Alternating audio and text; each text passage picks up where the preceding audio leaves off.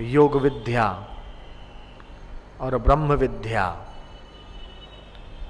में बड़ी ताकत है और इसके द्वारा तुम कईयों की बीमारी को ठीक कर सकते हो। इस योग विद्या के बारे में अगर तुम जानोगे और समझोगे तो इस योग विद्या के द्वारा तुम ऐसी घटनाओं को अंजाम दे सकते हो जो वास्तव में लोगों के लिए किसी चमत्कार से कम नहीं। तुम दूसरे के मन को पढ़ सकते हो, तुम दूसरे की बुद्धि को जान सकते हो, यहां तक कि तुम तुम्हारे संकल्प के अनुसार इस दुनिया में सब कुछ करने में समर्थ हो। जो सूर्य विज्ञान और सूर्य की 7 किरणें और उसका ध्यान करने से तुम्हारे भीतर वो सूर्य की शक्ति प्रकट होगी।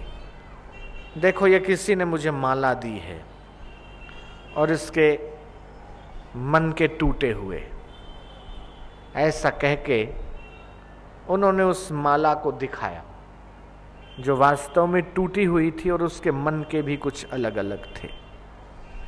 और ये देखो तुम्हारे सामने, उसको गौमुखी में डालकर 3 बार आंखें बंद करके घुमाया और फिर उस माला को दिखाया तो माला संधी हुई थी, उसकी गांठें लगी हुई थी और पूरी माला बराबर थी।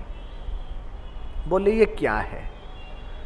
जो काम आधे घंटे में किया जा सकता है उसको मैंने कुछ सेकंडों में करके दिखा दिया। योगियों के पास तो बड़ी दुर्लभ सिद्धियां और शक्तियां होती। इस शरीर को वो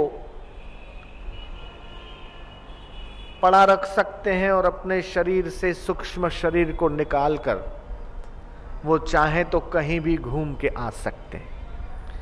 उनके लिए दीवार की और पहाड़ की बाधा नहीं। आपको हिमालय जाना हो, हरिद्वार नहाने जाना हो तो यहां से ट्रेन की या फ्लाइट की टिकट बुक करानी पड़ेगी। दिल्ली जाना पड़ेगा, दिल्ली से हरिद्वार जाना पड़ेगा और वहां जाकर आप गंगा स्नान कर सकते हैं।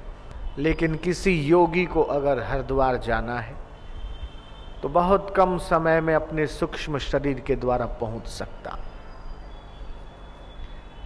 तो वो योगी योग साधना करते करते ईश्वर तुल्य हो सकता है, ऐसा पतंजलि ने भी कहा।